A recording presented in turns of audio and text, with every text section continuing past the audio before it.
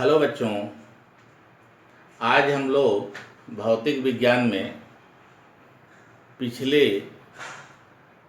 Lecture के बाद पढ़ेंगे कि गोली दर्पण के फोकस दूरी तथा वक्रता त्रिज्या में क्या संबंध होता है। इस पर कुछ हम आंकिक सवाल भी करेंगे। तो गोली दर्पण ये देख लीजिए कैसा दर्पण है। इसमें कलई जो है इसके पीछे, परावर्तक तल ये तल के इधर है और कलई पीछे किया गया है। हमेशा नियम ये होता है कि बाएं तरफ से जो है रेज को लेते हैं, किरणों को लेते हैं। दर्पण के द्वारा M1 M2 है। P इसका ध्रुव है, यानी दर्पण का मध्य बिंदु ध्रुव कहलाता है। और जब प्रकाश किरणें मुख्य अक्ष, ये मुख्य अक्ष है, इसको हम बता चुके हैं, ये मुख्य अक्ष है। मुख्य अक्ष के समांतर चलने वाली प्रकाश किरणें परावर्तन के पश्चात फोकस से होकर जाती है। और एक जो है, हम वक्रता केंद्र से इस बिंदु को जो है मान लेते हैं कि यह B है, यह A है। A पर टकराती है, यानी कि आपतित किरण आपतन बिंदु पर अभिलंब तथा परावर्तित किरण तीनों एक ही तल में होते हैं। दर्पण का तल है, ये परावर्तन का नियम है, पहला नियम। दूसरा नियम है, आपतन कोण जो है परावर्तन कोण के बराबर होता है। आपतन कोण है कोण BAC बराबर कोण FAC, यानी कोण I बराबर कोण R होगा। ये आप जानते हैं। और ये भी जानते हैं कि यदि दो समांतर रेखाओं को एक तिर्यक रेखा काटती है तो एकांतर अंतः कोण बराबर है। यानी यह कोण जो है, इस कोण के, अगर यह कोण 30 अंश है तो यह कोण कितना हो जाएगा? 30 अंश हो जाएगा। यदि यह कोण यहाँ I है तो यह कोण कितना हो जाएगा? I हो जाएगा। यानी कि यह दो समांतर रेखा जिसे BA तथा CP को तिर्यक रेखा AC काटती है, यह कोण I है तो यह कोण I हो जाएगा। इतनी बात आप समझ लीजिए। तो यही चीज हमें लिखना है। इसमें एक शर्त होती है कि दर्पण का द्वारक छोटा होना चाहिए, यानी छोटा, यानी बड़ा द्वारक वाले के लिए तो फिर ठीक नहीं रहेगा। तो दर्पण का द्वारक यानी द्वार यानी दर्पण छोटा होना चाहिए। तो छोटे द्वारक के लिए है ये, छोटे द्वारक के लिए, छोटे अपर्चर के लिए। अब देखिए, पहला, परावर्तन के नियम से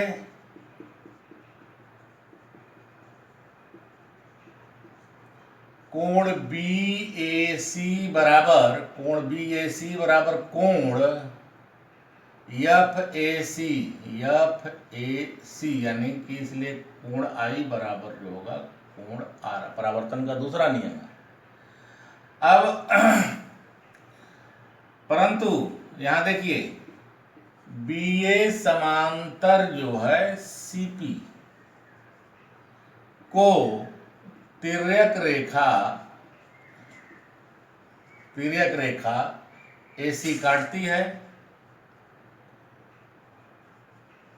काट रही है, देखिए। इसलिए कोण BAC बराबर कोण ACF, यह एकांतर अंतःकोण है। ये एकांतर अंतःकोण है। अब इसको लिख लेते हैं, इस समीकरण नंबर 1, यानी कि यह कोण जो होगा, यानी ये कोण होगा, यानी ये बराबर कोण ACF बराबर BACI हो जाएगा। ये कोण ACF बराबर I, ये मान लेते समीकरण नंबर 1 मान लेते हैं, 2 मान लेते हैं, समीकरण 1 यहाँ है। और यह कोण इस कोण के बराबर है, तो इसलिए त्रिभुज जो है, इस त्रिभुज में लेते हैं ACF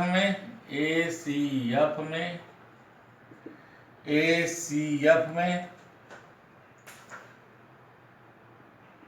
कोण I बराबर कोण R। ये देखिए, यह कोण के बराबर होगा। तो किसी त्रिभुज में बराबर कोणों की सम्मुख भुजाएं बराबर होती हैं, इसलिए सी एफ बराबर या एफ सी बराबर ए एफ। किसी त्रिभुज में बराबर कोणों की समूह भुजाएं बराबर होती हैं, ये जानते हैं, ये ज्योमेट्री लागू हुई है यहाँ पर। तो ये मान लीजिए समीकरण को हम 3 कर देते हैं। अब यदि दर्पण का द्वारक छोटा होगा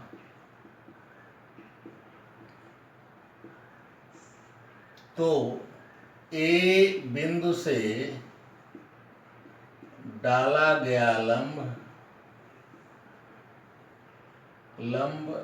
पी पर होगा, इसे लंब, जैसे ये दर्पण का द्वारक यहाँ ले लेते थे, यहाँ से डालेंगे यहाँ होगा, इसलिए एफ सी बराबर हो जाएगा पी एफ, परंतु पी सी बराबर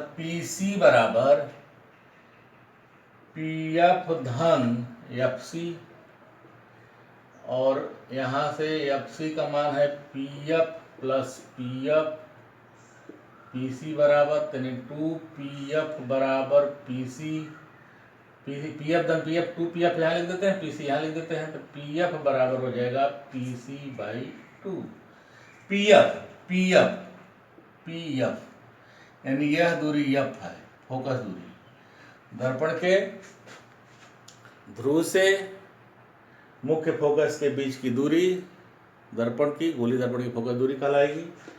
और यहाँ पी एफ और पी सी यानी कि दर्पण जिस गोले का भाग होता है उस गोले की त्रिज्या को गोली दर्पण की वक्रता त्रिज्या कहते हैं।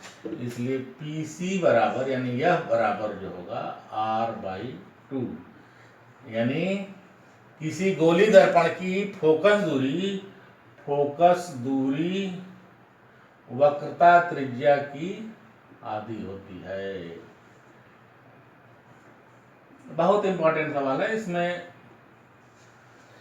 बोर्ड परीक्षा में, किसी भी बोर्ड परीक्षा में या यह सवाल पूछा जाता है, किसी भी प्रतियोगी परीक्षाओं में इस तरह फोकस दूरी तथा वक्रता त्रिज्या पर क्वेश्चन पूछा जाता है। अब ये तो हम कर लिए, आप अपने से घर पर करेंगे। ये अवतल दर्पण के लिए हम निकाले थे, अवतल दर्पण के लिए है। उत्तल दर्पण के लिए देखिए आप अपने से निकालेंगे। उत्तल दर्पण के लिए चित्र हम बना दे रहे हैं। उत्तल है ये है उत्तल दर्पण। ये कौन सी रेखा कहलाएगी? मुख्य अक्ष। यह बिंदु क्या होगा? ध्रुव। मुख्य अक्ष के समांतर चलने वाली प्रकाश किरण परावर्तन के पश्चात इधर जाएगी, इधर से जाएगी, इधर से जाएगी, इधर जाएगी। परावर्तन होगा ना तो उसी माध्यम में वापस लौट जाती है। तो इसको आगे बढ़ाएंगे तो ये जो है यह एफ हो जाएगा। यही मुख्य, ये आगे बढ़ाने पर जिस बिंदु पर काटेगी वही एफ होता है। और इस पर बिंदु पर अभिलंब डाल देंगे तो ये अभिलंब जो है ऐसे हो जाएगा, डॉटेड लाइन डालेंगे तो ये सी हो जाएगा। तो ये पी सी तथा पी एफ में संबंध बताओ, संबंध। तो यह हो जाएगा यह बराबर r/2। यह दूरी एफ हो जाएगी, यह दूरी r हो जाएगी। तो यह कोण I हो जाएगा और यह कोण R हो जाएगा। इस आधार पर आप जो है अपने से इसको हल करेंगे। आइए हम लोग इस पर कुछ प्रश्न लेकर हल करते हैं। पहले अगर बताइए, चलिए, यदि एक दर्पण की वक्रता त्रिज्या 20 सेंटीमीटर है तो फोकस दूरी कितनी होगी? तो वक्रता त्रिज्या यानी r का मान दिया है, r का मान 20 दिया है, तो f का मान पूछा है। तो सूत्र क्या है? यह बराबर r/2। तो ये f बराबर हो जाएगा r 20/2 बराबर कितना हुआ? 10 सेंटीमीटर। देखिए, अवतल दर्पण की फोकस दूरी ऋणात्मक होती है, अवतल दर्पण की फोकस दूरी धनात्मक होती है। यानी एक दर्पण है जिसकी फोकस दूरी -10 सेंटीमीटर। तो वक्रता त्रिज्या बताइए, तो कितना हो जाएगा? 10 दूनी 20 हो जाएगा। आर का मान यहाँ पर हम 10 रखेंगे तो एफ का मान 10 रखेंगे। यह बराबर -10 रखे। कि कौन सा दर्पण है? ये कॉनकेव और ये कॉन्वेक्स मिरर है, कॉन्वेक्स मिरर। क्लियर? इस पर आइए हम लोग कुछ सवाल करते हैं, दर्पण पर आधारित कुछ प्रश्न हल करते हैं। गोली दर्पण की फोकस दूरी तथा वक्रता त्रिज्या में क्या संबंध होता है? चलिए बताइए। तो क्या संबंध होता है? फोकस दूरी वक्रता त्रिज्या की आधी होती है, यानी यह बराबर R/2। एक दर्पण की फोकस दूरी F है। एक दर्पण की फोकस दूरी F है। जैसे ये दर्पण है, इसकी फोकस दूरी F है, फोकस दूरी। इस दर्पण को काट दिया जा रहा है, आधा कर देते हैं, दर्पण को काटकर आधा कर देते हैं, तो फोकस दूरी क्या होगा? कितनी रहेगी? सोचिए, बताइए। ये दर्पण काट दिए, ये काटकर 2 टुकड़ा कर दिए दर्पण को, यानी ये अलग हो गया और ये अलग हो गया। तो फोकस दूरी में क्या परिवर्तन होगा?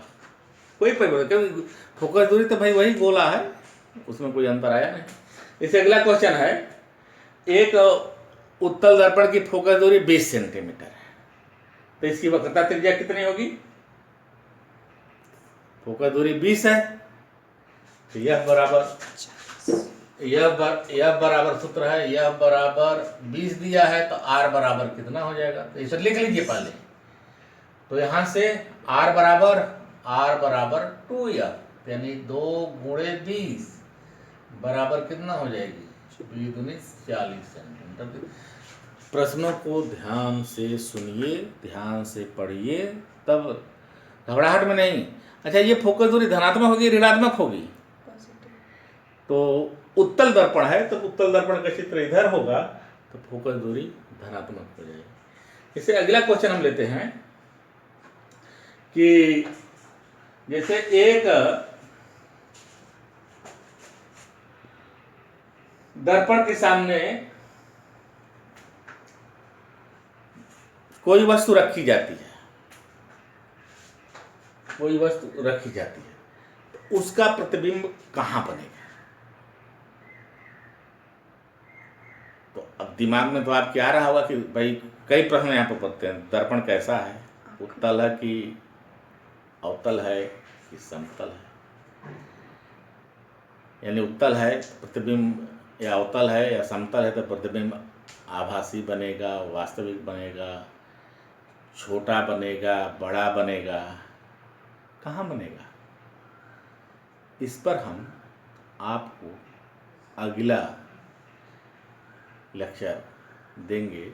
आगे हम आप अब जब पढ़ने बैठ रहे हैं तो कॉपी और पेन लेकर बैठिए एकदम विधिवत। अभी तक आपने यदि मेरे चैनल को सब्सक्राइब नहीं किया है तो सब्सक्राइब कर दीजिए।